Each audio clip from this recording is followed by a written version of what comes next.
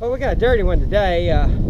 Join me as I pre-treat this with some soap, come back with a little extra strength soap, and then rinse it up, make it look good new. Get rid of all that mold and mildew and tracks where the snails have been eating it, and make it look like it did when it was first put up.